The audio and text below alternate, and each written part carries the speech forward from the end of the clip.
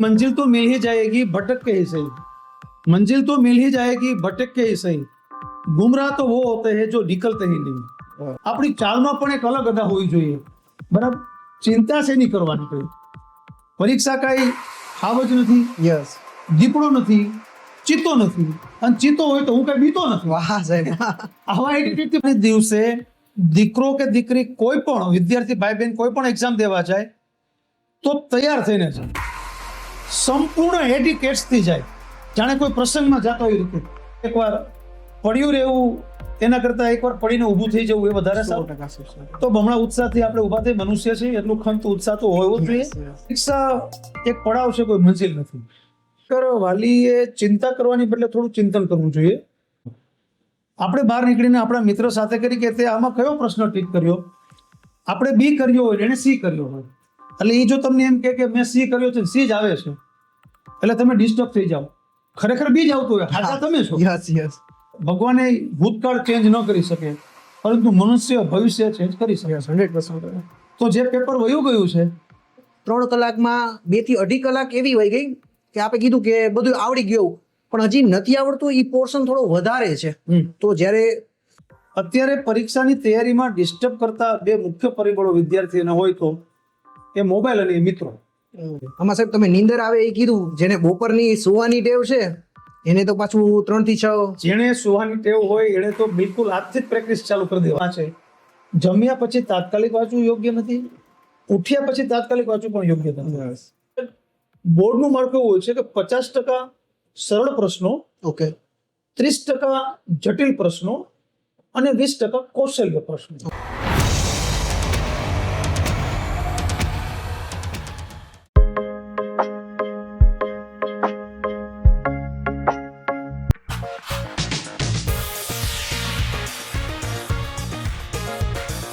Hi everyone, my name is Maulik Majetia. This is my another podcast in my YouTube channel. My YouTube channel name is વાતો with Maulik. વાતો with Maulik માં વાતો સાંભળવા માટે તમારું સૌનું સ્વાગત કરું છું. આજે જે સાહેબ આપણી સાથે જોડાયેલ છે તે સાહેબ પ્રોફેશનલી શિક્ષક છે, અને આપણા જીવનમાં શિક્ષકનું મહત્વ શું છે એ આપ સૌ જાણો છો. સાહેબના અનુભવની વાત કરું તો સાહેબ 27 વર્ષ થયા અને 10,000 થી વધારે વિદ્યાર્થીઓને અત્યાર સુધી ભણાવી ચૂક્યા છે.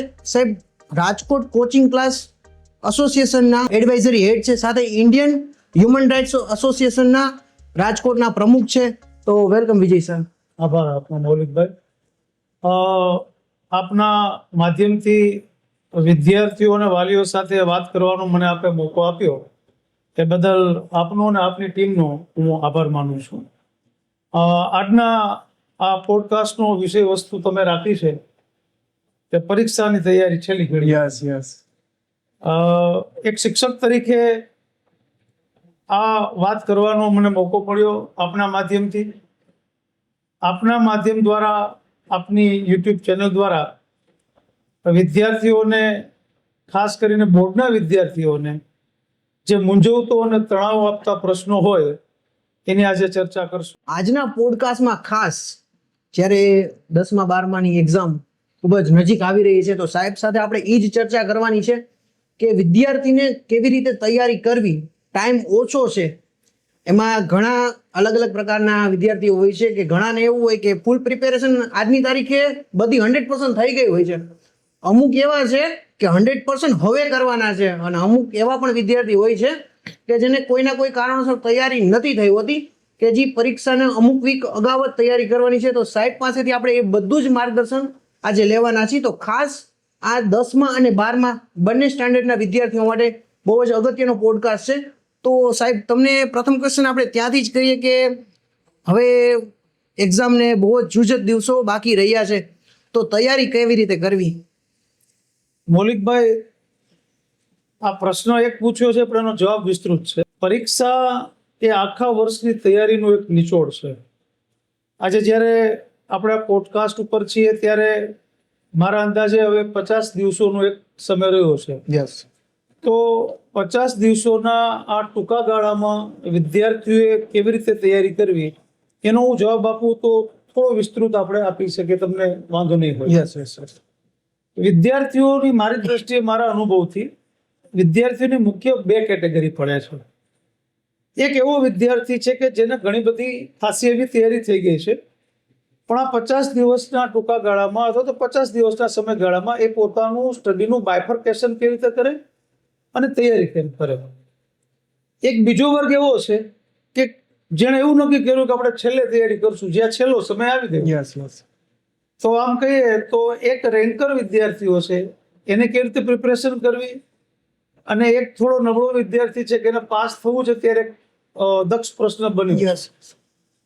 તો હું પહેલા એ વિદ્યાર્થીઓની વાત કરું કે ખરેખર જેને પાસ થવું છે અત્યારે એવી સમસ્યામાં એને એવું ફિલિંગ આવે છે કે હવે આપણે પાસ કેવી રીતે થવું. તો મૌલિકભાઈ, મને એવું લાગે છે કે કોઈ વિદ્યાર્થી આવતીકાલથી જ જો તૈયારી શરૂ કરે, ફ્રોમ ધી ફર્સ્ટ ડે માની લઈએ તો પણ એ પાસ થઈ શકે એમ છે. ઓકે. 2-3 પેરામીટર્સ મને લાગે છે એને એપ્લાય કરવા જોઈએ.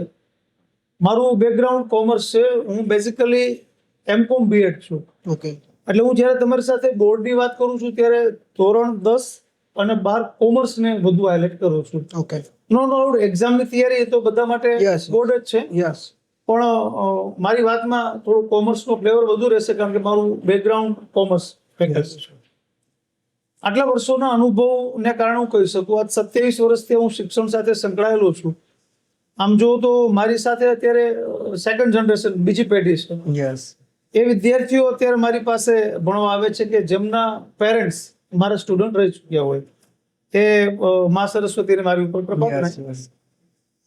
હવે જે વિદ્યાર્થીઓ સાવ તૈયારી નથી કરી એ વિદ્યાર્થીઓએ, ફોર એક્ઝામ્પલ 10માનો વિદ્યાર્થી છે, ઓકે. તો 10માના વિદ્યાર્થીએ પોતાના વિષયોનું પહેલા બાયફર્કેશન કરવું જોઈએ કે ભાઈ મારે 6 વિષયો છે, ઓકે. 50 દિવસ છે, આ 6 વિષયો છે. 6 વિષયોમાં મને હાર્ડ લાગતા વિષયો અને મને ઇઝી લાગતા વિષયો, એના 2 ભાગ પડે. સ્વાભાવિક રીતે ગુજરાતી છે, સંસ્કૃત છે, હિન્દી છે. ધોરણ 10માના વિદ્યાર્થીઓ માટે પ્રમાણમાં સરળ. યસ. 12 કોમર્સના વિદ્યાર્થીઓ હોય તો એની માટે એસપીસીસી નામનો સબ્જેક્ટ આવે છે, ગુજરાતી નામનો સબ્જેક્ટ આવે છે, એ પ્રમાણમાં સરળ હોય છે. તો સરળ વિષયોનો મતલબ એવો થાય કે એને ઈ જલ્દીથી તૈયાર કરી શકે છે, એ વિષયમાં થોડી ઘણી એની ફાવટ છે અને ધારે તો જલ્દીથી એ એમાં પાસ થઈ શકે. યસ. તો એ વિષયોને એ બીજા ક્રમે રાખે. એને હાર્ડ લાગતા વિષયો, જનરલી 10માના વિદ્યાર્થીઓને મેથ્સ અને સાયન્સ એ હાર્ડ લાગતા વિષયો છે. 12 કોમર્સના વિદ્યાર્થીઓને અકાઉન્ટન્સી, સ્ટેટિસ્ટિક અને ઇકોનોમિક્સ એ હાર્ડ લાગતા વિષયો છે. હવે એને અપર પ્રાયોરિટી આપો અને જે ઇઝી લાગે છે એને લોઅર પ્રાયોરિટી. આપણે એમ ગણીએ છીએ કે કોઈ બાળક આવતીકાલથી તૈયારી ચાલુ કરે છે, સંકલ્પવાન બને છે. ઓકે. તો અઘરા લાગતા વિષયોમાં પણ જેટલા ચેપ્ટર આવતા હોય, બોર્ડનું એક માળખું હું આપને મૌલિકભાઈ જણાવું. પર્સન્ટેજ વાઇઝ બોર્ડનું માળખું એવું હોય છે કે 50% સરળ પ્રશ્નો, ઓકે.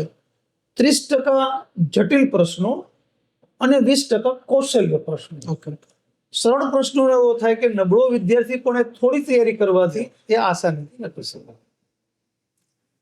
જટિલ પ્રશ્નો થોડી વધુ એની ડીપમાં પ્રિપરેશન માંગે, એમાં થોડું ફેરવીને પૂછી શકાય અને યાદ રાખવામાં, શીખવામાં પણ થોડું સરળ હોય. અને કૌશલ્યવાળા પ્રશ્નો એટલે થોડા ટ્રિકી, થોડા લોજિકલ હોય. હવે જે નબળો જ વિદ્યાર્થી છે તો એની માટે 50% સરળ જે ચેપ્ટર્સ છે, પેપર સ્ટાઇલમાં જે સરળ પૂછાવાનું છે એની ઉપર એ કામ કરવાનું. ઓકે. તો એ કેવી રીતે કરી શકે? ફોર એક્ઝામ્પલ આપણે ગણિત વિષય લઈએ તો ગણિત વિષયમાં 14 ચેપ્ટર આવે છે. ઓકે. તો 14 ચેપ્ટરમાંથી હું ભણાવું છું એટલે મને ખ્યાલ છે 6 થી 7 ચેપ્ટર એવા છે મૌલિકભાઈ કે ખરેખર સરળ છે અને વિદ્યાર્થી થોડી કાળજી રાખે એટલે એ ચેપ્ટર ક્રેક કરે. ઓકે. બાકીના જે 7 કે 6 ચેપ્ટર્સ વધે છે થોડા હાર્ડ હોય છે. હવે મજાની વાત સમજીએ.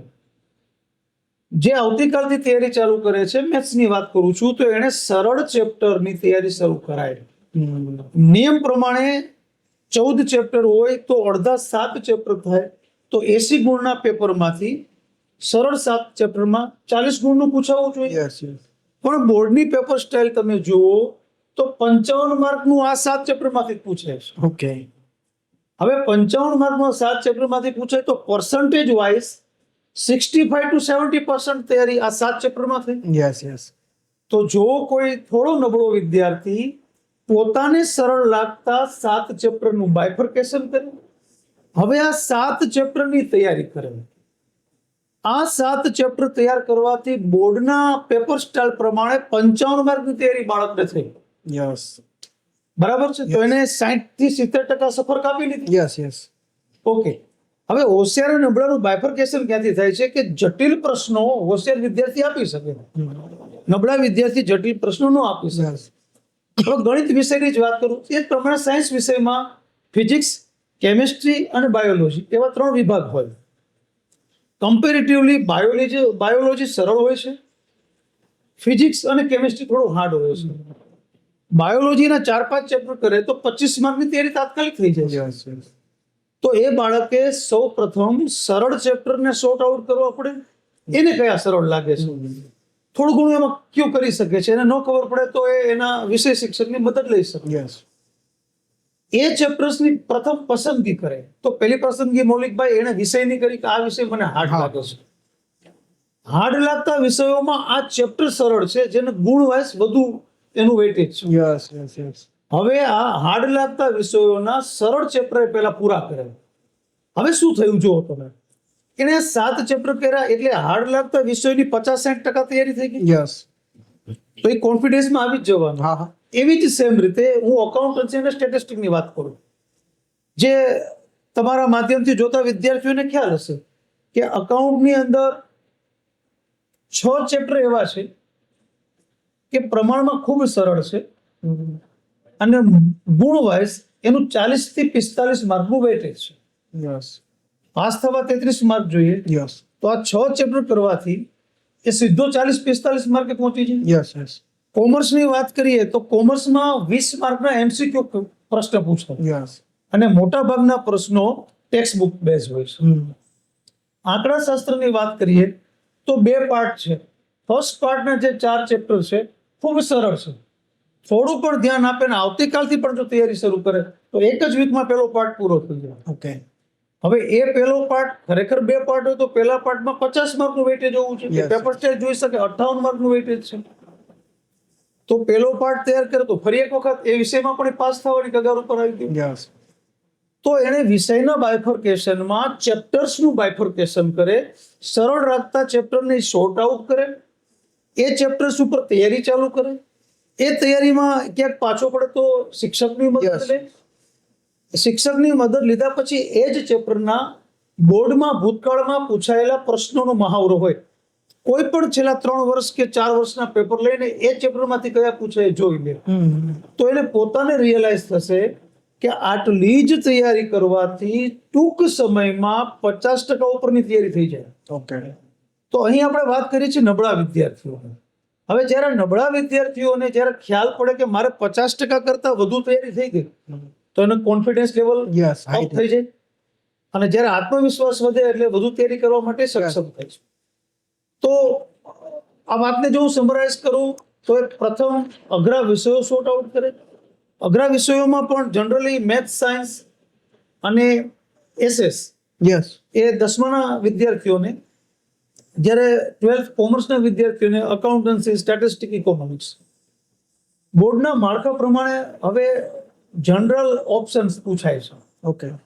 જનરલ ઓપ્શન્સ પૂછવાથી પેપર સ્ટાઇલ જોશે, બ્લુપ્રિન્ટ જોશે તો ખબર પડશે કે એના સિલેબસના 12-13 ચેપ્ટરમાંથી 1 કે 2 ચેપ્ટર તો એવા જ હોય છે કે જે ઓપ્શનમાં કાઢી શકે.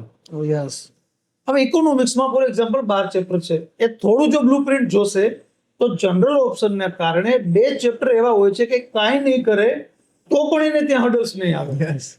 તો આમ જો તો પર્સન્ટેજ વાઇઝ 15 થી 20% તો એ પણ ફાયદો થયો.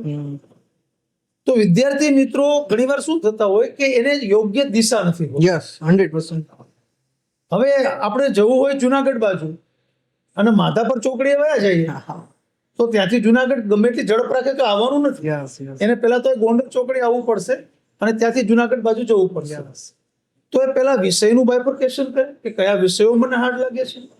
એ વિષય પછી એમાં ચેપ્ટર્સનું બાયફર્કેશન, અઘરા લાગતા વિષયોમાં સરળ લાગતા ચેપ્ટર્સ કયા છે એ ચેપ્ટર્સના બોર્ડના પેપર જોવે. એ ચેપ્ટર્સના પાઠ્યપુસ્તકમાંથી એ પ્રેક્ટિસ કરે. મૌલિકભાઈ, બોર્ડના અત્યારના સુધીના તમામ પેપરમાં તમે જુઓ તો પાઠ્યપુસ્તકને બેઝ રાખીને જ પ્રશ્નપત્ર નીકળતું હોય છે. એક્સ વાય ઝેડ નામના મટીરિયલ ભેગા કરતા હોય છે, બધા મટીરિયલ જોઈને કન્ફ્યુઝ થતા હોય છે. એ ન કરવું જોઈએ.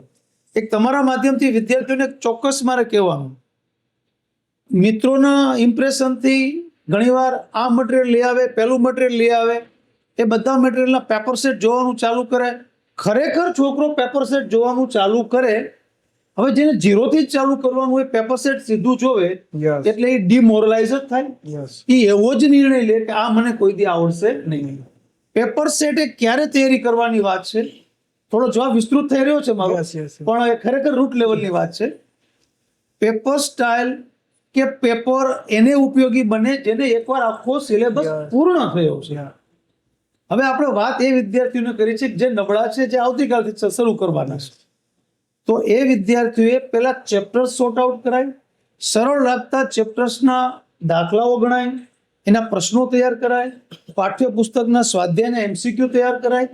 એ તૈયાર થયા પછી એ જ ચેપ્ટરના પ્રશ્નો એ પેપર સેટમાં જોવા જાય. ઓકે, તો હું વિશ્વાસપૂર્વક કહું છું, એનો કોન્ફિડન્સ વધી જશે. એ રિલેટ કરશે કે જે મેં પાઠ્યપુસ્તકમાંથી જોયું, જેની મેં પ્રેક્ટિસ કરી, એ જ પ્રશ્નો પરીક્ષામાં છે.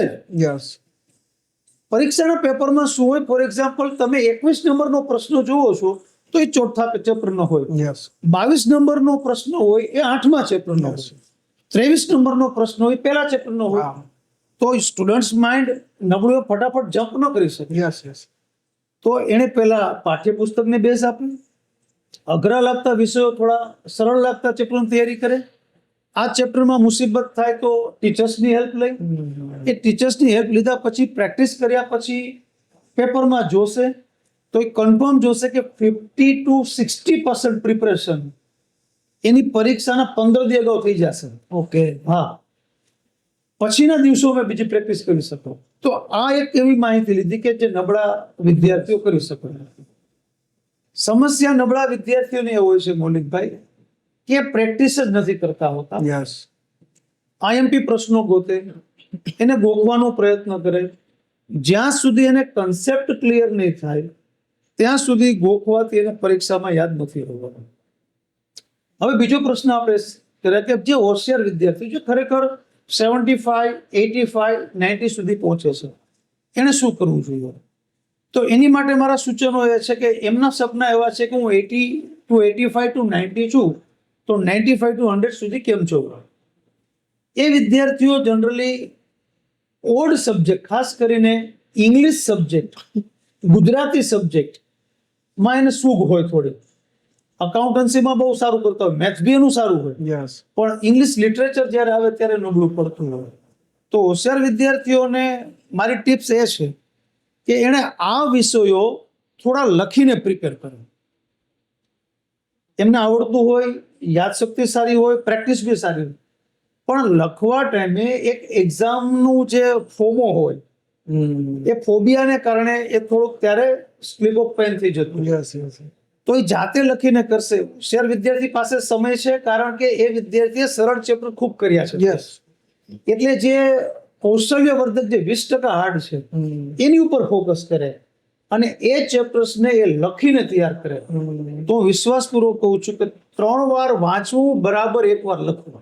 ઓકે, એટલે જે ટેલેન્ટેડ વિદ્યાર્થીઓ છે, જે કૌશલ્યના પ્રશ્નો 20% હાર્ડ પૂછાય છે, એની ઉપર ફોકસ કરે. એ ચેપ્ટર 2 કે 3 જે હાર્ડ છે એની ઉપર લખીને પ્રિપરેશન કરે તો ડેફિનેટલી કે 85 વાળો 95 સુધી પહોંચી શકે અને 95 વાળો મે બી 100 સુધી પણ પહોંચી શકે.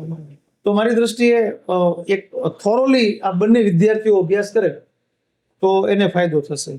બીજી એક સાથે વાત કહી દો કે આ વખતે ગુજરાત માધ્યમિક બોર્ડે જે પેપર સ્ટાઇલની સાથે જે ટાઈમ ટેબલ આપ્યું છે એટલું સરસ આપ્યું છે કે દરેક પેપરમાં એને ખાસી એવી રજાઓ મળે છે. હવે દાખલા તરીકે મેથ્સનો જ વિષય લઈએ તો એમાં 4 દિવસની રજા આવે છે. ઓકે, અકાઉન્ટનો વિષય લે તો એમાં બી 4 દિવસની રજા આવે છે. તો આટલી સરસ રજાઓ તો એ સાયન્સમાં 1-2 દિવસ રજા આવે છે, ઇંગ્લિશ કે એસએસમાં રજા આવે છે, ઇકોનોમિક્સનું પહેલું જ પેપર છે, કદાચ 1-2 વિષયમાં ભૂલ થતો હોય તો પેપર સ્ટાઇલ જોઈ શકો છો. તો પહેલું જ પેપર ઇકોનોમિક્સનું હોય તો આ બધી રજાઓ એને મળે છે.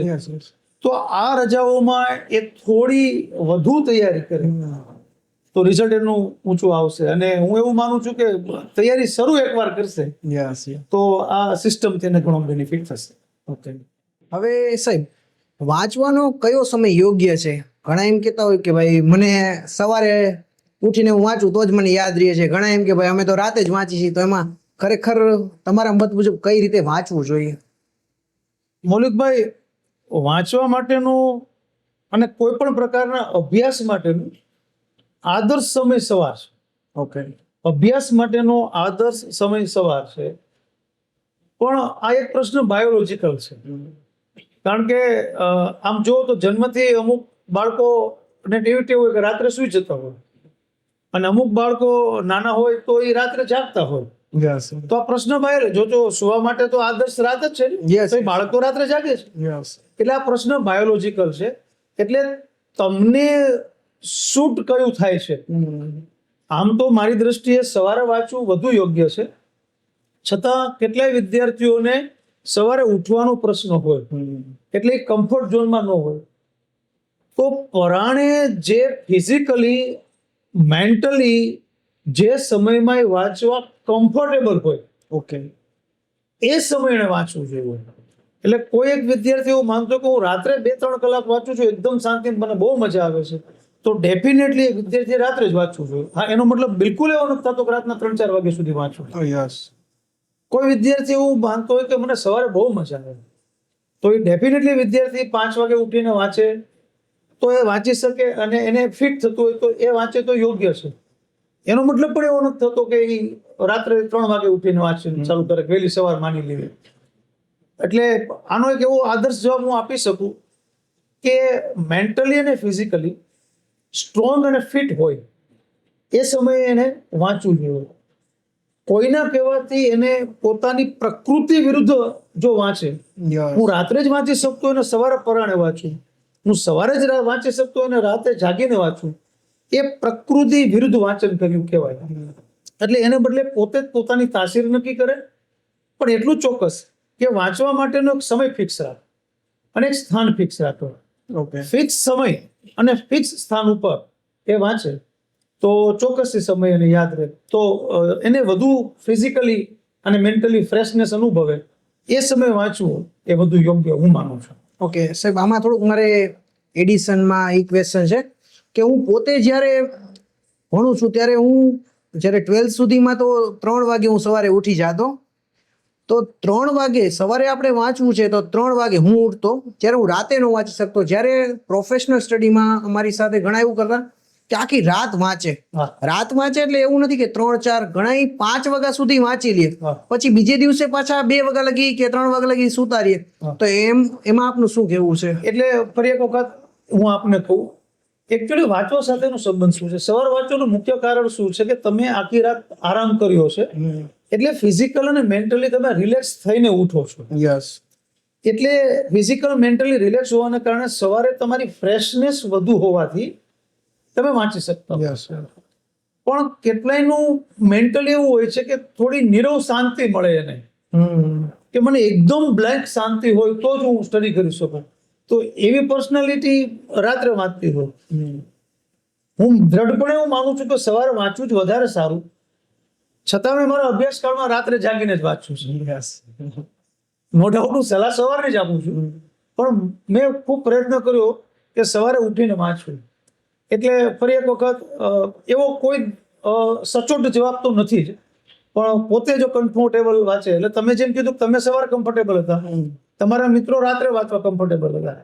હવે કમ્ફર્ટેબલનો મતલબ શું થાય છે કે તમને વાંચવાની મજા આવે છે, તમને યાદ રહી જાય છે, અને જ્યારે એનું આઉટપુટ આપવાનું હોય ત્યારે વાંચેલું કામ આવે છે, એ કમ્ફર્ટેબલ કહેવાય છે.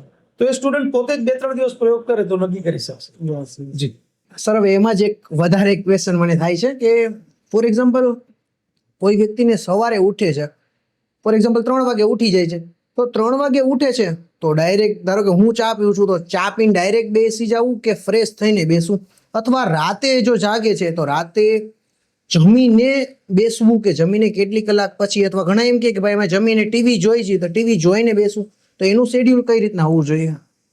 એનો મૌલિકભાઈ એવો જવાબ છે કે માની લો કોઈ સવારે વહેલો ઉઠી જાય છે અને ઉઠીને વાંચવાનું નક્કી કરે તો ઉઠ્યા ભેગું તાત્કાલિક વાંચવું યોગ્ય નથી. એને ખરેખર ઉઠ્યા પછી એની દૈનિક ક્રિયાઓ અડધી પોણી કલાક જે હોય એ પૂર્ણ કરીને પછી વાંચવા બેસે. ઓકે. કારણ કે આખું બોડી એ પ્રમાણે સેફ થઈ જતું હોય. એ જ પ્રમાણે માની લો કોઈ રાત્રે વાંચવાનું નક્કી કરે છે તો જમ્યા પછી તાત્કાલિક વાંચવું એ બી યોગ્ય નથી. જમ્યા પછી એ થોડો ફ્રેશ થઈ જાય, એ ટીવી જોવે કે લટાર મારી આવે તો એવી રીતે થોડો ફ્રેશ થઈને વાંચે. જમ્યા પછી તાત્કાલિક વાંચવું યોગ્ય નથી, ઉઠ્યા પછી તાત્કાલિક વાંચવું પણ યોગ્ય નથી. એટલે એવા સંજોગોમાં સવારે ઉઠ્યા પછી એની દૈનિક ક્રિયાઓ કરે અડધી પોણી કલાક જે સમય એમને જોતો હોય કમ્ફર્ટેબલ હોય પછી વાંચે યોગ્ય છે. રાત્રે વાંચનાર વ્યક્તિ રાતનું ડિનર લીધા પછી તાત્કાલિક વાંચે યોગ્ય નથી. ડિનર લીધા પછી થોડો ફ્રેશ થાય, થોડુંક ચક્કર માર લે એટલે એક આખું એનું સિસ્ટમ ચેન્જ થઈ જાય અને પછી વાંચવા બેસે તો એ વધારે યોગ્ય છે. ઓકે. હવે સાહેબ, જ્યારે એક્ઝામ નજીક આવે છે ત્યારે સ્કૂલમાંથી રજા મળી જાય છે, તો આખા દિવસનું શેડ્યુલ કઈ રીતના બનાવવું જોઈએ ને? ઓકે. હવે જનરલી અત્યારના સમયમાં તો શાળા ટ્યુશન્સ બધા એટલા બધા એલર્ટ થયા છે તો બાળકોને બહુ રજા ઓછી આપે છે પહેલા કરતાં કમ્પેરેટિવલી. અને રાઉન્ડ ટેસ્ટ બધી લેતા હોય એટલે એને લખવાનો મહાવરો રહેતો હોય. આમ છતાં એણે પોતાના દિવસને પરીક્ષા જ્યારે નજીક હોય ત્યારે આદર્શ સમય 7 થી 8 કલાકનો રીડિંગનો હોઈ શકે. ઓકે. અહીં આપણે બોર્ડના વિદ્યાર્થીઓની વાત કરીએ, કોઈ માસ્ટર્સ કરે છે, કોઈ સીએ કરે છે, કોઈ જી નીટની તૈયારી કરે છે, એ આખી અલગ વસ્તુ છે. બોર્ડની જ જ્યારે વાત કરીએ છીએ ત્યારે 7 થી 8 કલાક એ આદર્શ સમય ગણી શકાય. 7 થી 8 કલાક પણ એક ધારું ન વાંચવું જોઈએ. મારી દ્રષ્ટિએ અત્યારની સાયકોલોજી પ્રમાણે 1.5 કલાક વાંચે અને અડધી કલાક એ ફ્રેશ થાય. ઓકે. દાખલા તરીકે કોઈ એક વિષય ઇંગ્લિશ વિષય લીધો છે અને 1.5 કલાક એ વાંચ્યું અને પછી અડધી કલાક એ ઊભો થઈ જ છે, અડધી કલાક ફ્રેશ થાય જેથી એનું બોડી આખું ચેન્જ થાય, માઇન્ડસેટ ચેન્જ થાય અને બહુ કોઝી પણ ન થઈ જાય વર્ક. અને દિવસ દરમિયાન કોઈ એક વિષય પણ એક ધારું ન વાંચવું. ઓકે.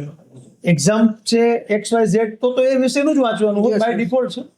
પણ એક્ઝામ પહેલાનો સમય છે તો આખા દિવસમાં 2 અથવા તો 3 વિષયને બાયફર્કેટ કરે જેથી બધા વિષયોને પણ ન્યાય મળે અને અલગ અલગ રુચિ હોય. દાખલા તરીકે આજે 10માના કોઈ બાળકે SS વાંચ્યું છે તો મેં ઇતિહાસ ને ભૂગોળ ને એવી બધી વાર્તાઓ હોય તો એને થોડો કોશી થઈ જાય આખો દિવસ વાંચે. પણ 1.5 કલાક વાંચ્યું, પાછું ફ્રેશ થયો અને પછી પાછો થોડાક ગણિતના દાખલાઓ કર્યા તો એનું માઇન્ડ ચેન્જ થાય. પછી નકરું ગણિત જ કરવાનું બદલે પાછું રાત્રે સુતા પહેલા થોડુંક ઇંગ્લિશની પ્રેક્ટિસ કરી તો આવી રીતે વિષયોનું પણ ચેન્જ લેતો જવું અને 1.5 કલાકના વાંચન પછી અડધી કલાક એને સમય આપવાથી એકદમ ફ્રેશનેસ અને માઇન્ડને રહેશે હું માનું છું. અને દિવસ દરમિયાન 7 થી 8 કલાક વાંચે I think it is more than enough. Okay. સાહેબ, હવે એક્ઝામ જ્યારે નજીક આવે છે ત્યારે પોતાની હેલ્થ ખૂબ જ ધ્યાન રાખવી પડે છે, ડાયટ ફોલો કરવું પડે છે. એના માટે આપ શું કહો છો કે કઈ રીતના પ્રકારનો ખોરાક લેવો જોઈએ અથવા ડાયટ ફોલો કરવું જોઈએ અથવા એક્ઝામ દરમિયાન કેવા પ્રકારનું ખોરાક લીધો હોય કે આપણે એક્ઝામમાં પ્રોબ્લેમ ના આવે? એ સારો પ્રશ્ન છે. આ પ્રશ્નનો જવાબ વાલી અને વિદ્યાર્થીઓ બંને માટે છે. ઓકે. વાલીઓ પણ એટલી જ કાળજી રાખવાની છે જેટલા વિદ્યાર્થીઓ રાખે. હવે જ્યારે જુજત દિવસો બાકી હોય તો આ સમય દરમિયાન એ બીમાર ન થાય એ હેલ્થ વાઇઝ એને તો કાળજી રાખવાની જ હોય. હમણાં 15 તારીખ પછી લગ્નગાળો શરૂ થશે અને આપણે બધા સામાજિક છીએ એટલે તહેવાર લગ્નમાં જવા આવવાનું થાય અને બાહ્યનું રહેવાનું. આવા સંજોગોમાં હું માનું છું બોર્ડના વિદ્યાર્થીઓ જો આ પ્રસંગનો ખોરાક લેવાનું નિવારે કે ભાઈ આ જ્યારે એક્ઝામ 15-20 દિવસ 25 દિવસની વાર છે દરમિયાન કોઈ બાહ્ય ફૂડ મારી દ્રષ્ટિએ સાવ બંધ કરી દેવું જોઈએ. ઓકે. બરાબર છે. ઘરનો જ ખોરાક ખાવો જોઈએ.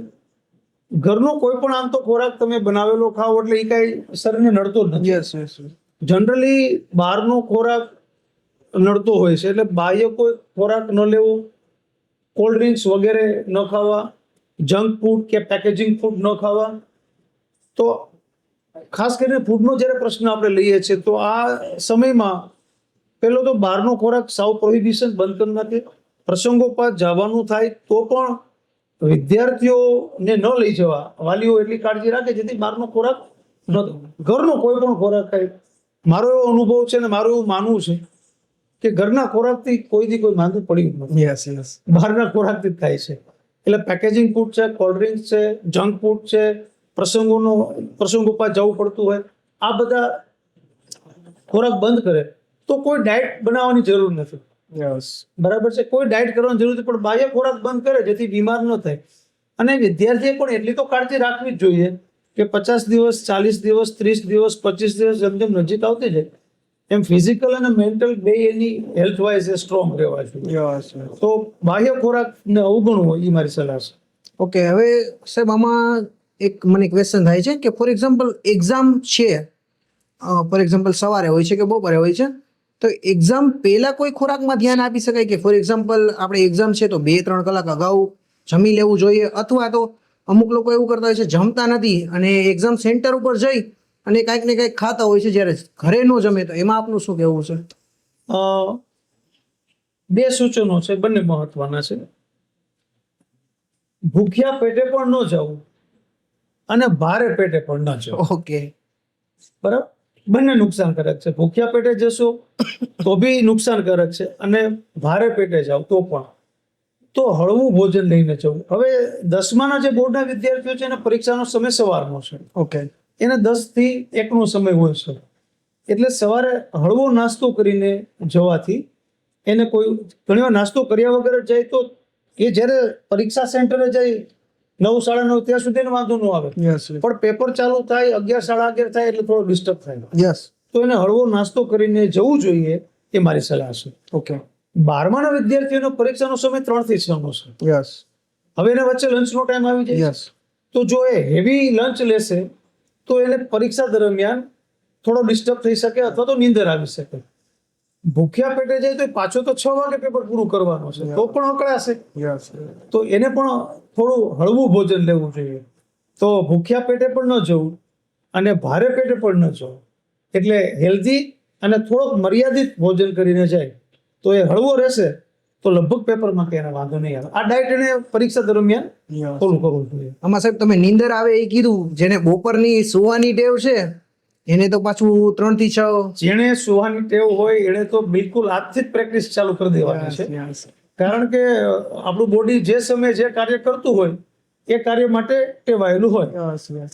એટલે એ વિદ્યાર્થી ખરેખર જેને બપોરના પરીક્ષાનો સમય ખાસ કરીને 12માના વિદ્યાર્થીઓનો છે તો 12માના વિદ્યાર્થીઓ બપોરે સુવાની બદલે બપોરે રીડિંગની પ્રેક્ટિસ કરવી જોઈએ, બપોરે લખવાની પ્રેક્ટિસ કરવી જોઈએ.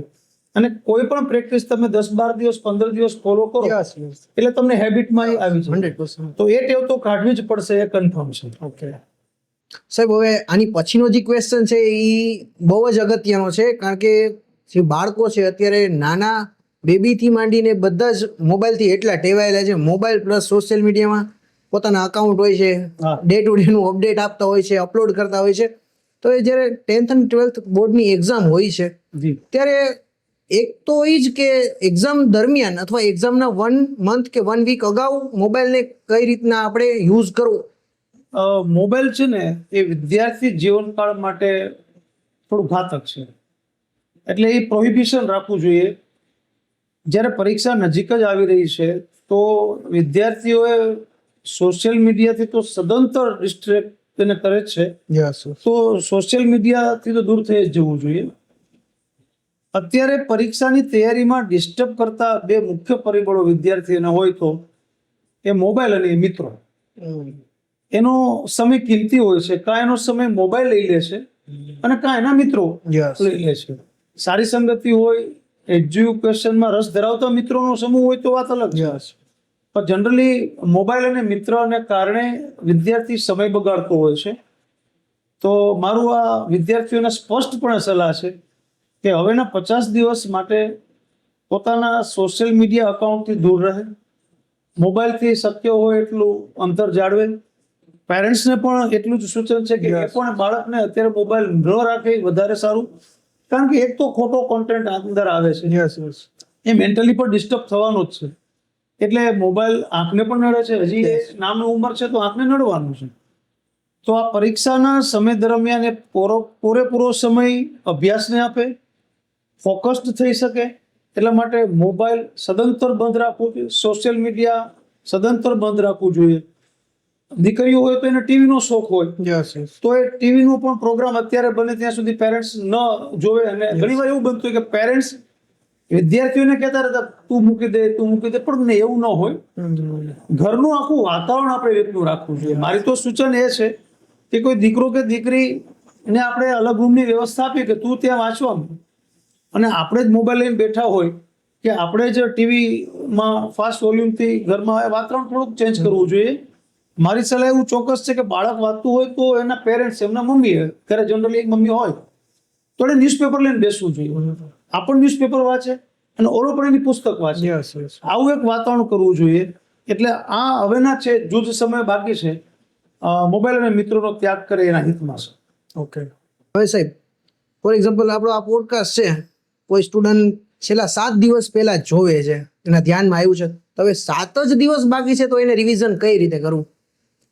જે વિદ્યાર્થીઓ માની લો આજે પોડકાસ્ટ જોવે છે અને હવે 7મા દિવસે પેપર છે, એટલે 26 તારીખે બોર્ડની એક્ઝામ ચાલુ થાય છે અને કોઈ 18, 19, 20, 21 આ પોડકાસ્ટ જોવે છે માની લો, તો ખરેખર 7 દિવસ નથી, 26 તારીખે પ્રથમ પેપર છે અને છેલ્લું પેપર 18 માર્ચે છે.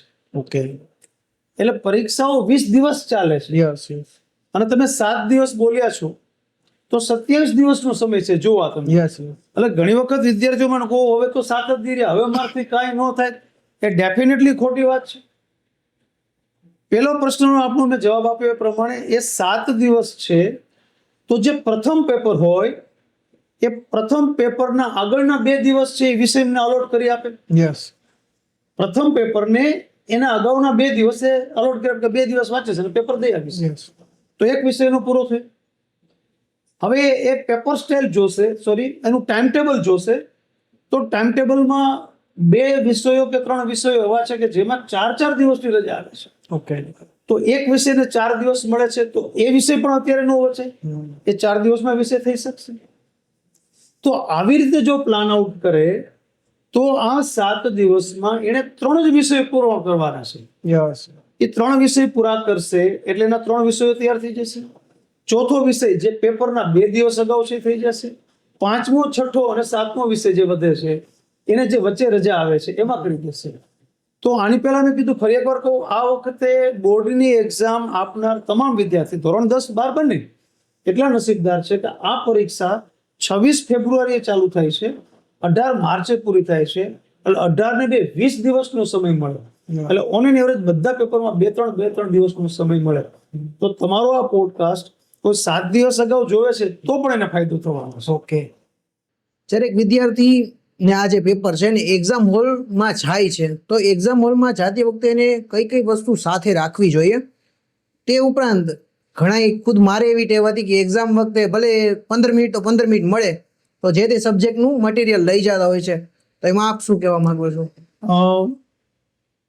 એક ટાઈમ સેટ એવો કરીએ પહેલા તો કે જેટલા વાગે પરીક્ષા ચાલુ થતી હોય એના અડધી કલાક અગાઉ સેન્ટરે પહોંચી જવું જોઈએ. ઓકે, કારણ કે નવા નિયમ પ્રમાણે 15 મિનિટ વહેલા બાળકોની એન્ટ્રી આપી દે છે, ઓકે, જેથી એની જગ્યાએ બેસી શકે.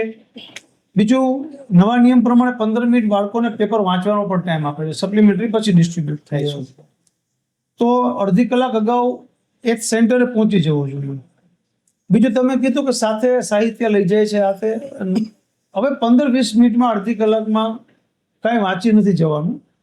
કેટલા વિદ્યાર્થીઓને રસ્તામાં સ્કૂટર ચલાવતા હોય પેરેન્ટ્સ એને ઊંધા બેસીને પુસ્તક વાંચતા હોય છે.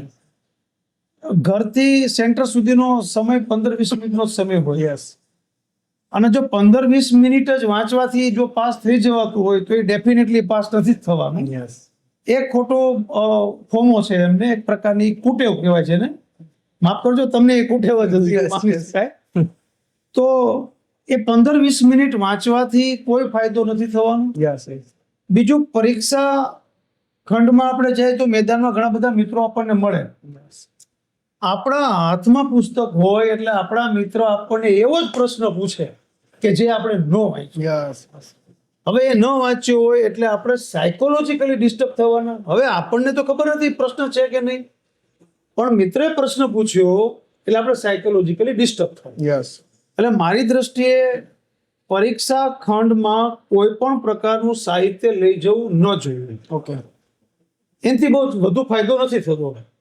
રસ્તામાં સ્કૂટરમાં બેઠા બેઠા વાંચતા હોય, નહીં ને કાંઈ બ્રેક લાગે કે કાંઈ પણ તો પડી જવાય. તો આવું એક ઘટના ન થાય એટલે સાથે કાંઈ રાખવાની જરૂર નથી. પરીક્ષા ખંડમાં કે 2 કલાક અગાઉ જવું નથી તો ત્યાં જઈને વાંચવું પડે, એ બી વસ્તુ નથી. એટલે કોઈ સાહિત્ય સાથે લઈ જવાની જરૂર નથી. હા, શું સાથે લઈ જવું? તો પોતાનું કંપાસ કે પાઉચ વ્યવસ્થિત જોઈ લે. તમારો પ્રશ્નની સાથે એક વસ્તુ કહી દઉં કે બ્લુ પેન વાપરવાનો નિયમ હોય છે. યસ. કોઈ પણ અધર કલરની પેન વાપરી શકાતી નથી. ઓકે. એ નેગેટિવ માર્કિંગનો મુદ્દો બને છે. ઓકે.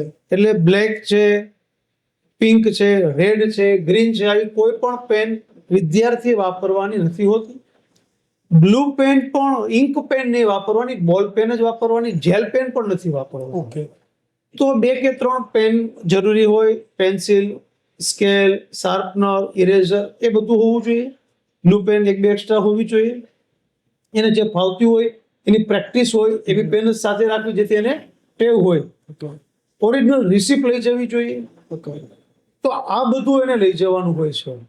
બને ત્યાં સુધી કોઈ ગેજેટ, ડિજિટલ વોચ ન લઈ જવી જોઈએ. મોબાઈલ સાથે ન લઈ જવું જોઈએ, કારણ કે એ તો બધું નીચે રખાવી જ દેશે. યસ. તો ઓરિજિનલ રિસિપ્ટ સાથે હોય, પેન, પેન્સિલ, સ્કેલ, જરૂરી ઇક્વિપમેન્ટ સાથે હોય, અને બ્લુ કલરની છૂટ છે એટલે બીજા અન્ય કલરની પેન ન હોય. આવું બધું ચેક કરીને સાથે રાખે. સિવાય કાંઈ ન સાથે રાખે એના વધુ હિતાવહ છે. અને પેપરમાં વાંચવાનો સમય, પેપર વાંચવાનો પૂરતો સમય મળે છે એટલે 15 મિનિટ 20 મિનિટ અગાઉ પરીક્ષા ખંડ ઉપર પહોંચી જાય એ વધુ યોગ્ય છે. સાહેબ, હવે ઘણી વખત એવું થાય કોઈ વિદ્યાર્થી છે દૂરથી આવે છે કે ઘણી વખત નજીકથી આવે છે છતાં બસ અથવા કોઈ ટ્રાન્સપોર્ટમાં રિક્ષામાં આવે છે, તો એને કેટલા સમય પહેલા ઘરેથી નીકળી જવું જોઈએ?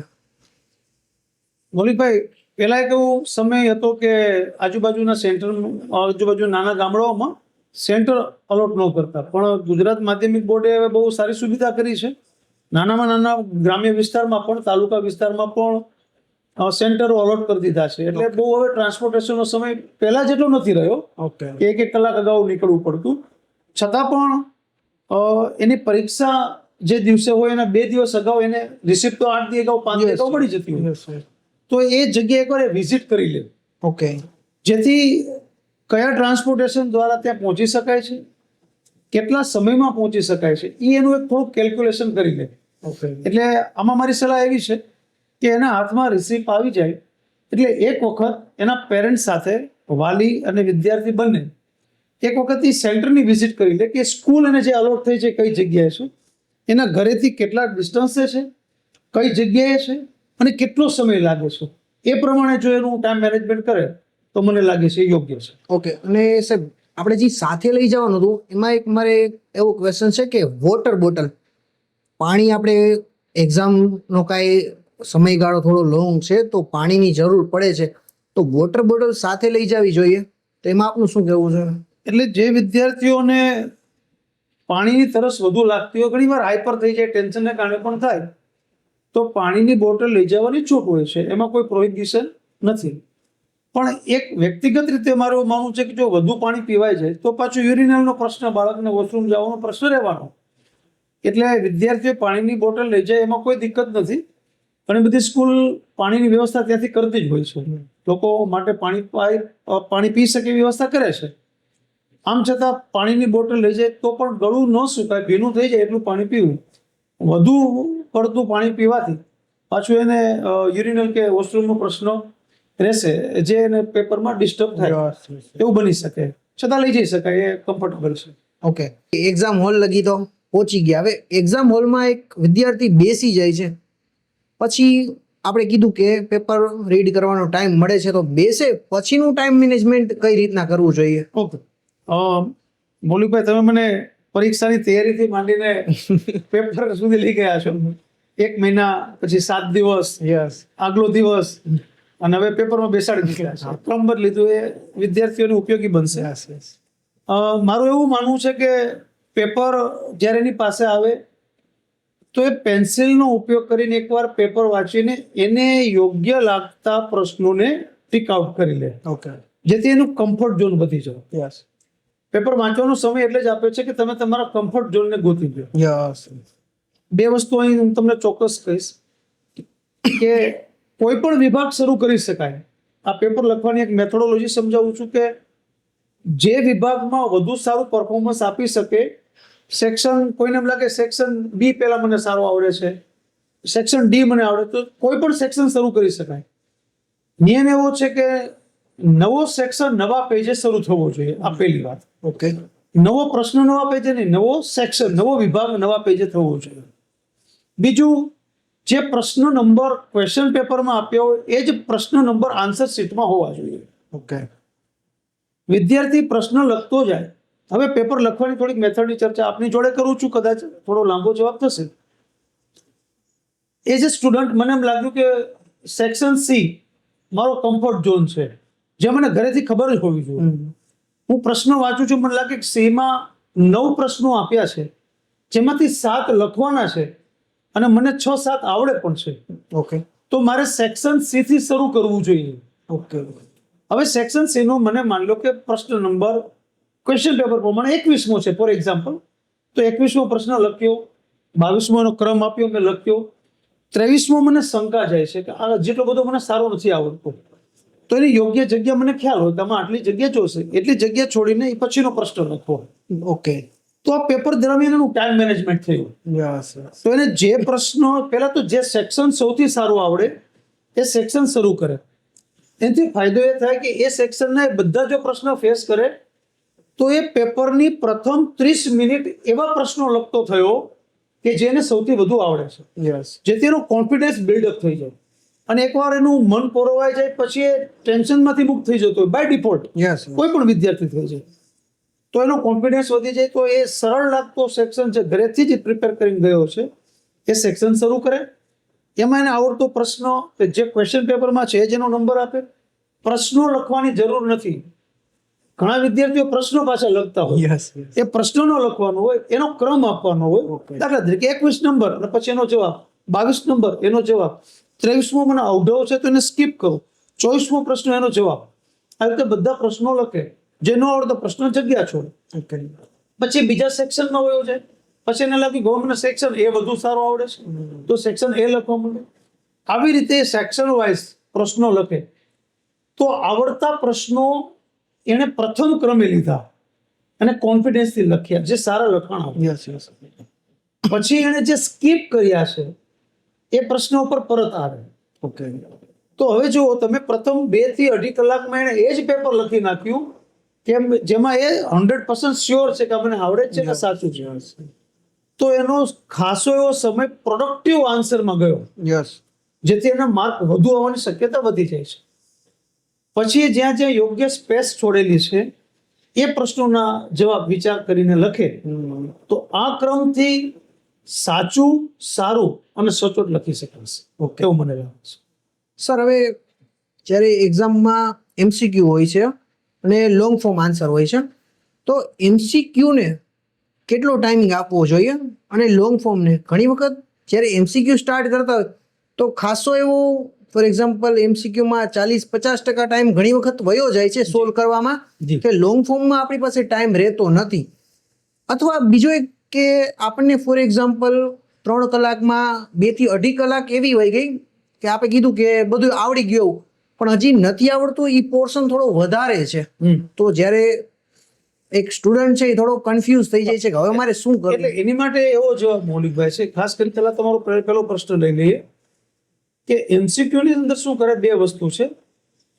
કોઈ ક્વેશ્ચન છે એના 4 ઓપ્શન છે.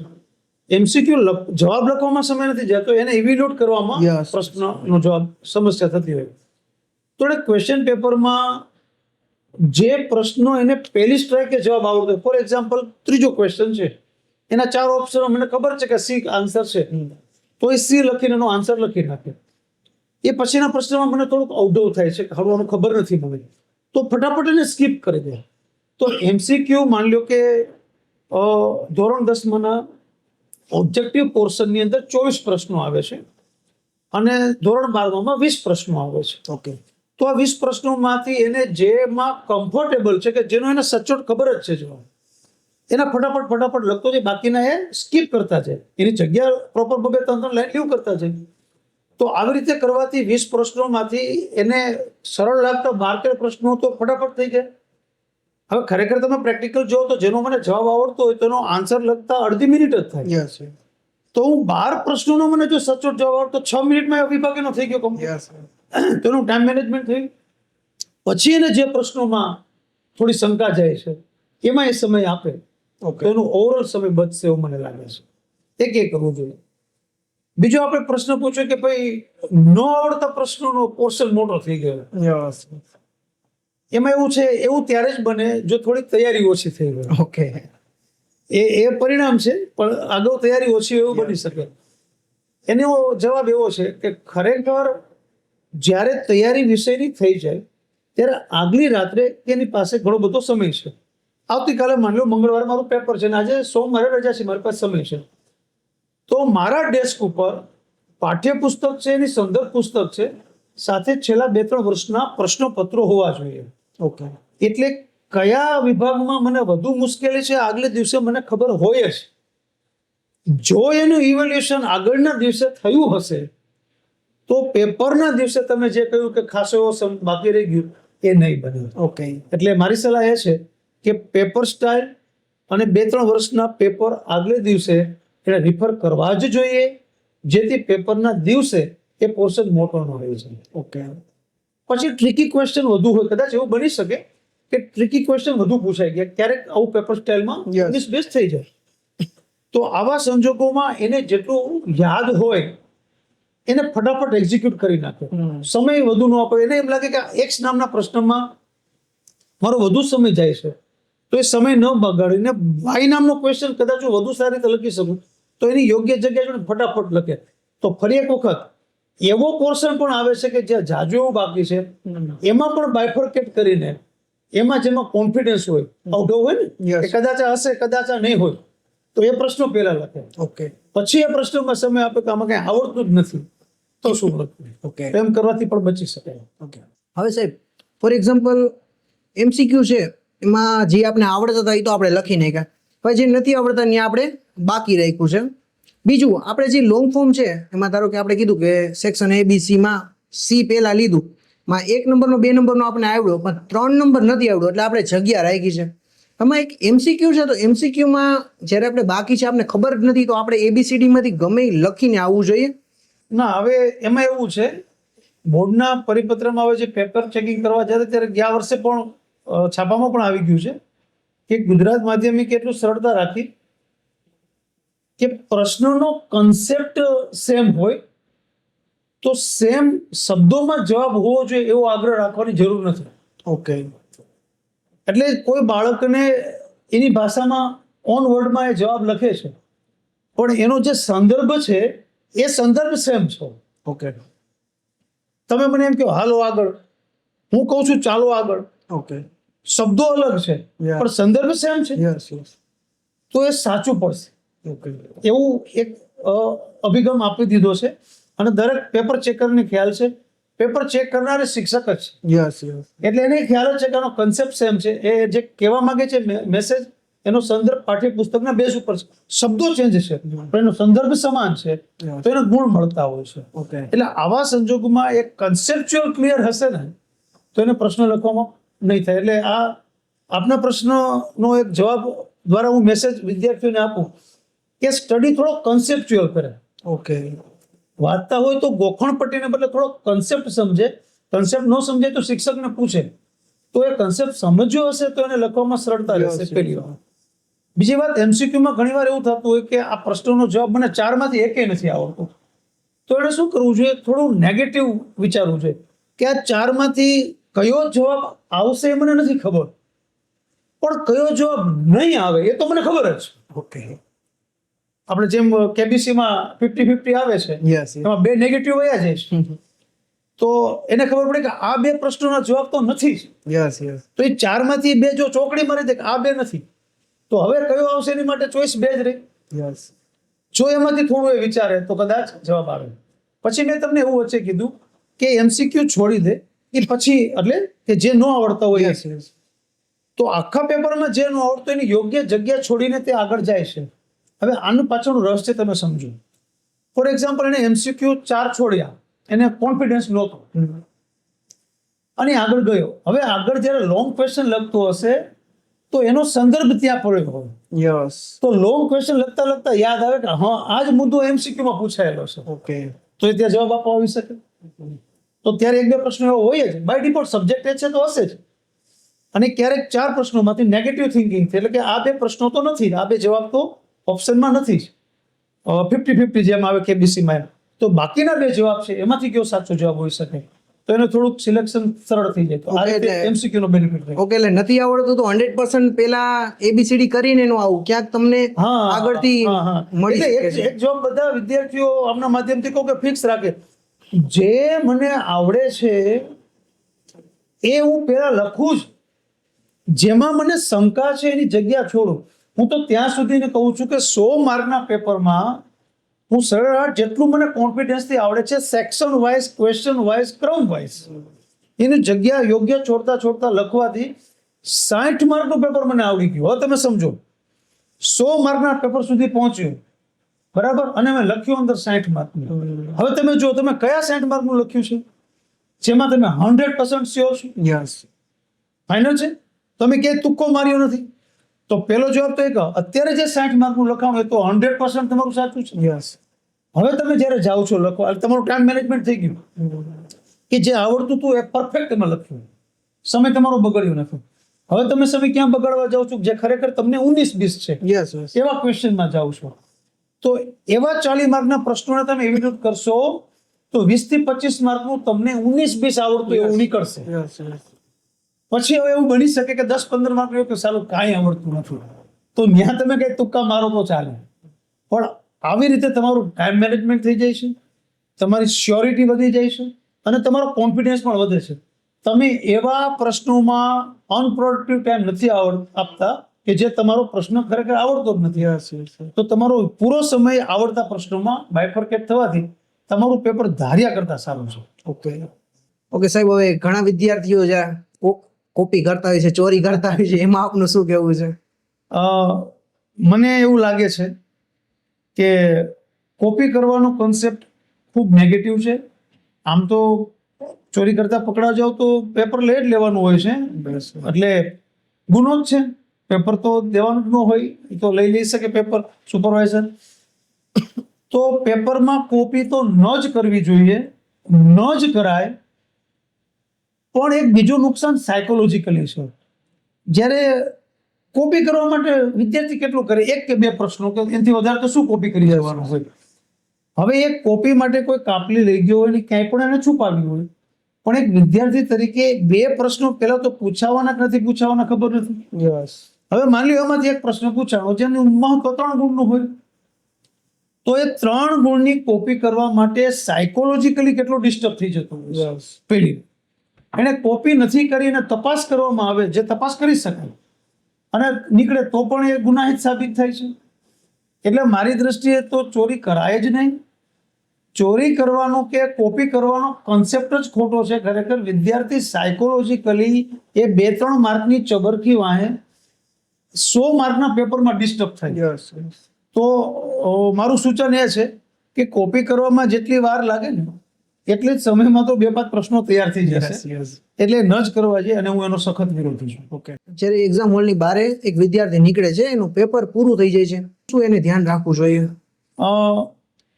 એવું કહેવાય છે કે even God can not change past, yes. But a human can change future. ગુજરાતીમાં કે ભગવાને ભૂતકાળ ચેન્જ ન કરી શકે, પરંતુ મનુષ્ય ભવિષ્ય ચેન્જ કરી શકે. યસ, 100%. તો જે પેપર વયું ગયું છે એ તો ભૂતકાળ થઈ ગયું છે. યસ. હવે સોલ્વ કરવાથી તો કાંઈ ફાયદો થવાનો નથી. નથી. હા, ડિસ્ટર્બ થઈ જવાય. આપણે બહાર નીકળીને આપણા મિત્ર સાથે કરી કે તે આમાં કયો પ્રશ્ન ટીક કર્યો, આપણે બી કર્યો હોય એને સી કર્યો હોય, એટલે એ જો તમને એમ કે મેં સી કર્યો છે, સી જ આવે છે, એટલે તમે ડિસ્ટર્બ થઈ જાઓ. ખરેખર બી જ આવતું હોય, હાચા તમે છો. યસ. યસ. પણ આવતો હોય છે એટલે ઈ તમને ડિસ્ટર્બ કરે, બરાબર. એટલે વયું ગયેલું પેપરને ચેક ન કરવું એ સૌથી સારામાં સારી ટેવ છે, કારણ કે તમે ચેન્જ નથી કરી શકવાના. બીત ગઈ સો બાત ગઈ, હવે તમે ચેન્જ કરી જ નથી શકવાના. એટલે પેપર મારી દ્રષ્ટિએ ચેક ન કરવું જોઈએ, કોઈ સાથે સોલ્વ ન કરવું જોઈએ. ઘરે આવીને એ પેપર પણ વેરીફાઈ કરવાનું પેરેન્ટ્સને પણ આ કુટેવ હોય છે. યસ આ પેરેન્ટ્સ આવું પૂછી શકે કેવું ગયું, હા એ સારું ગયું કે પછી પેરેન્ટ્સે લાવ તું મને બતાવ તને કેટલું આવડ્યું. ખરેખર તો પેરેન્ટ્સને એમાં ખબર નથી હોતી, યસ એટલે પેરેન્ટ્સે પણ ઇવેલ્યુએટ ન કરે, ઘણીવાર બાળકને ડિસ્ટર્બ કરી દેતા હોય. પેરેન્ટ્સની ફરજ છે કે જે ગયું એ સારું જ ગયું છે, નેક્સ્ટ તૈયારી કરવામાં એવું પેરેન્ટ્સે કહેવું જોઈએ. એટલે જે પેપર પૂરું થયું એ વિદ્યાર્થીઓએ, વાલીઓએ કે એના ફ્રેન્ડ્સે કોઈ સાથે સોલ્વ ન કરવું એ હિતાવહ છે. વાલી પેરેન્ટ્સને તમે શું કહેવા માંગો છો, શું સલાહ દેવા માંગો છો? વાલીઓને છે ને ખરેખર અભ્યાસની ચિંતા વધુ કરતા હોય છે. ખરેખર વાલીએ ચિંતા કરવાની બદલે થોડું ચિંતન કરવું જોઈએ. બાળકને પ્રેશરાઇઝ કરવાની બદલે એને સહકાર આપવો જોઈએ. ઓકે, જેમ ફિઝિકલ હેલ્થની કાળજી રાખે છે પેરેન્ટ્સે, મેન્ટલ હેલ્થની પણ રાખવી જોઈએ. યસ એક કમ્પેરિઝન મૂકી દેવી જોઈએ. ઘણીવાર પેરેન્ટ્સ એમ કહેતા કે ભાઈ બાજુવાળામાં છોકરો કેટલો વાંચે છે, એ કેવું રિઝલ્ટ લઈ આવે છે, અથવા તો સગા સંબંધી માસીની દીકરી, માસીનો દીકરો કે કાકાની દીકરી દીકરા. તો એવું હેમરિંગ સ્ટુડન્ટ્સને હવે સમયમાં ન કરાવવું જોઈએ. છેલ્લા દિવસોમાં યસ યસ ખરેખર એને સપોર્ટિંગ રોલમાં રહ્યો, એને પોઝિટિવ આપવું. આપણે એને એમ શું કામ કહેવું જોઈએ કે ધ્યાન રાખ નહીંતર નાપાસ થાય. એ નેગેટિવ દરવાજાથી એન્ટ્રી લીધી. એને બદલે જો પેરેન્ટ્સ એને એવું કે તારા સરસ કરી શકે એમ છો, થોડું વધુ મહેનત કર, તારું રિઝલ્ટ તો સારું જ આવે છે, હજી સારું આવવાનું છે. યસ યસ તો પોઝિટિવ દરવાજેથી આપણે એન્ટ્રી લઈને કહેવાય. તો પેરેન્ટ્સને મારું સૂચન એ છે, એક તો સગા સંબંધીઓના બાળકો સાથે કે પડોશીઓના બાળકો સાથે એની કમ્પેરિઝન બંધ કરો, એને નેગેટિવ થાય છે. યસ બીજું, નાપાસ થાય જોજે, ધ્યાન રાખજે, એની કરતા સરસ કર્યું છે, થોડીક હજી વધુ મહેનત કર, તને ક્યાં પ્રોબ્લેમ છે તું મને કહે, તો હું સ્કૂલ કે ટ્યુશન્સના શિક્ષકને શેર કરી શકું. આવી રીતે એની સાથે ઓપોઝિટ બદલે એને સપોર્ટિંગ રોલમાં રહે, એની ફિઝિકલની સાથે મેન્ટલ હેલ્થ જાળવે, અને તને ન આવડતું મારી સાથે તું શેર કર, યસ હું તને શીખવાડું, અથવા તો તને કોઈ શીખવાડી શકે એને હું જાણ કરું, તું કરી શકે એમ છો, થોડુંક હજી વધુ કરી લે. આવું પોઝિટિવ એટીટ્યુડ રાખે એવું મારે પેરેન્ટ્સને સલાહ આપવી જોઈએ. ઓકે, હવે સાહેબ કોઈ વિદ્યાર્થી ફેલ થાય છે એટલે એમાં થોડું મોટિવેશન પણ મારે તમારી પાસેથી જોઈએ છે કે ફેલ થાય છે તો ઘણી વખત અમુક નબળા, ઇનશોર્ટ નબળા એટલે મેન્ટલી નબળા હોય કે જે પડી ભાંગે છે કે ભાઈ હવે મારાથી નહીં થાય, એ વસ્તુ મારે મૂકી દેવી પડશે, અને કોઈ ધંધા કે નોકરીમાં ચડી જાય છે. જી. તો એને રિપીટ એક્ઝામ માટે, જે રિપીટર સ્ટુડન્ટ માટે તમે શું કહેવા માંગો છો? પરીક્ષા એક પડાવ છે, કોઈ મંજિલ નથી મૌલિકભાઈ. એટલે પડાવનો મતલબ જ એવો થાય કે જ્યાં ત્યાં રેસ્ટ કરવાનું હોય, યસ રોકાવાનું ન હોય. યસ એટલે ફેલ થયા તો થવાય, અને બહુ મોટા મોટા માણસો જે અત્યારે છે ભૂતકાળમાં ફેલ થયેલા છે. એટલે ફેલ કોઈ એવી વસ્તુ જ નથી, એ તો પડાવ છે. જેમ ટ્રેનમાં જતા હોય, જંક્શનમાં રોકાઈને 10 મિનિટનો બ્રેક છે, બ્રેક છે, ધેન કેરી ઓન.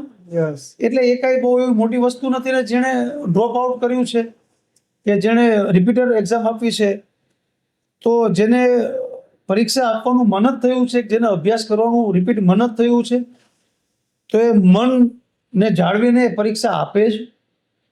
ફરી એકવાર તૈયારી કરે, વધુ ઉત્સાહથી, વધુ આત્મવિશ્વાસથી, વધુ મહેનતથી આગળ વધે તો સફળતા મળશે, પહેલી વાત. બીજું, રિપીટર વિદ્યાર્થીઓને 2-3 વિષયો હોય તો એને વધારે ફાયદો છે કે 2-3 વિષયની તૈયારી કરવી, બધી તો તૈયારી નથી કરવી.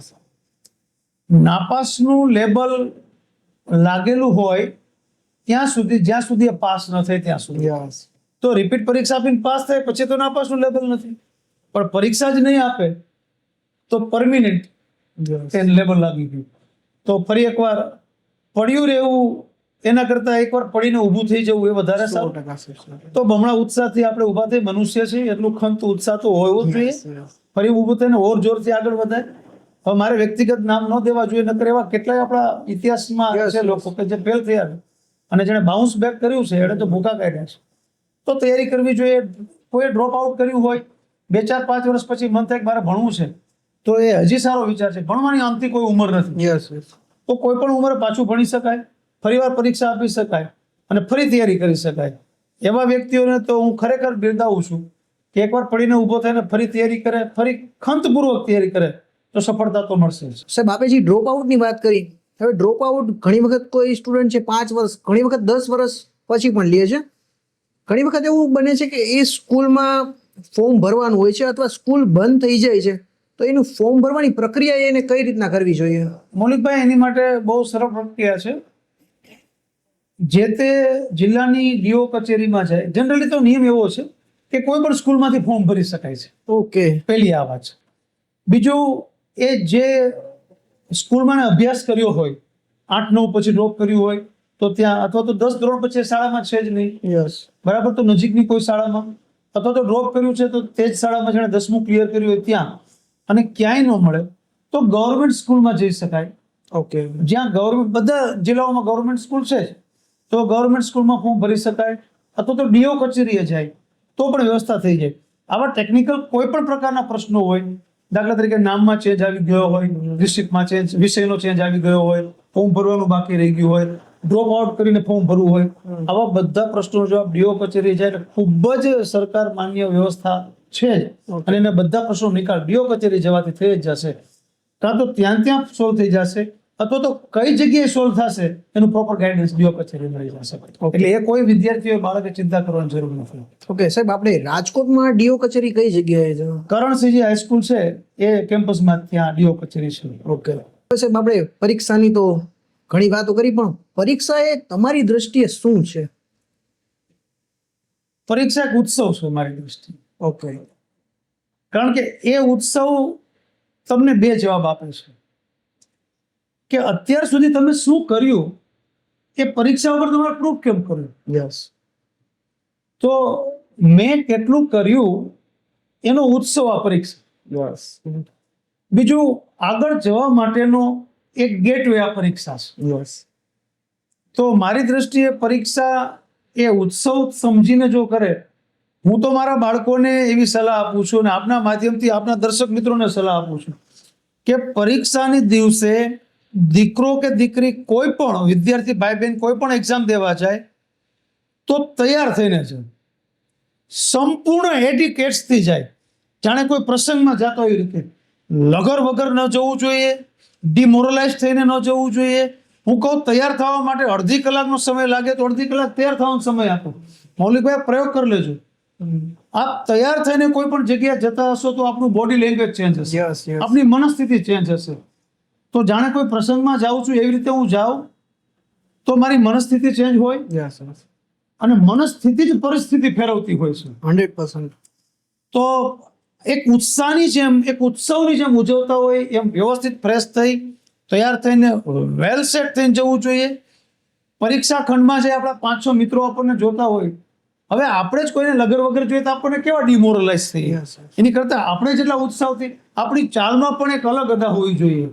બરાબર, ચિંતા શેની કરવાની? કોઈ પરીક્ષા કાંઈ હાવ જ નથી, યસ, દીપડો નથી, ચિત્તો નથી, અને ચિત્તો હોય તો હું કઈ બીતો નથી. વાહ સાહેબ.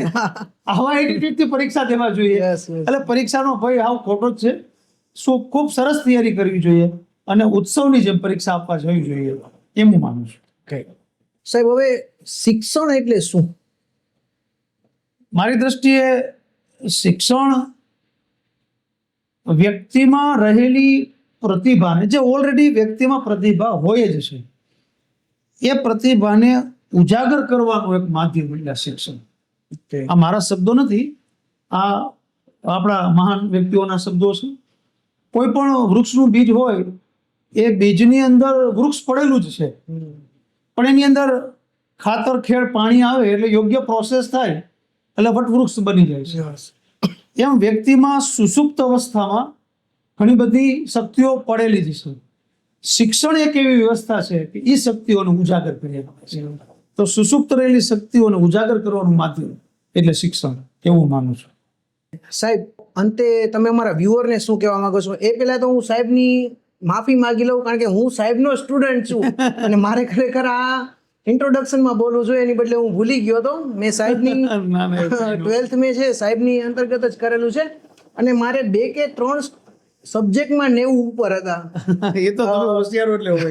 એટલે સાહેબની હેઠળ રહીને છેલ્લો સંદેશો બે વાક્યમાં કહું તો कि मंजिल तो मिल ही जाएगी भटक के ही सही, मंजिल तो मिल ही जाएगी भटक के ही सही, गुमराह तो वो होते हैं जो निकलते ही नहीं. એટલે થોડી મહેનત કરો, થોડું પ્લાનિંગ કરો. વિદ્યાર્થીઓને ટેવ કયું પૂછાશે, કેટલું પૂછાશે, ક્યાંથી પૂછાશે, બસ એનું પ્લાનિંગ કર્યા કરે, વાંચવાનું ચાલુ ન કરે. એટલે વાંચવાનું ચાલુ કરો, સમસ્યાઓ આવશે એનું સમાધાન મેળવો. બસ તમે એકવાર ઘરથી બહાર નીકળો. જેમ કોઈ બેટરીનો પ્રકાશ છે, આપણે 10 કિલોમીટર જવું તો બેટરીનો પ્રકાશ 10 કિલોમીટર ન ચાલે, બેટરીનો પ્રકાશ 10 ફૂટ જ હોય. પણ તમે 10-10 ફૂટ પ્રકાશે ચાલ્યા જાઓ તો 10 કિલોમીટર ને 100 કિલોમીટર પણ કપાઈ જાય. એટલે ઘરથી બહાર નીકળવાનું છે એનો મતલબ એકવાર તૈયારી ચાલુ કરશે એટલે સફળતા મળશે જ. અને સફળતા અને પરિશ્રમ એ એક સિક્કાની બે બાજુ છે. પ્રશ્ને કીધેલું છે કે તું કર્મ કર, ફળ તો પડેલું છે. બસ તો વિદ્યાર્થીઓને સંદેશ તો છે, આજથી તૈયારીમાં લાગી જાઓ. પ્રશ્નો થશે, એના સમાધાન પૂછી લ્યો, સમાધાન મળશે, સફળતા આપની પાસે આવશે ને આવશે જ. સાહેબ તમે તો મારામાં ઉત્સાહ એક ભરી દીધો છે. સાહેબ તમે તમારો કિંમતી સમય આપ્યો એ માટે આપનો ખૂબ ખૂબ આભાર. અને વાતો વિથ મૌલિક યુટ્યુબ ચેનલ તરફથી આપને એક ગિફ્ટ. Thank you. ફરી વખત આપના માધ્યમથી આપના તમામ વિદ્યાર્થી વાલીઓને ખૂબ ખૂબ આભાર અને once again best of luck.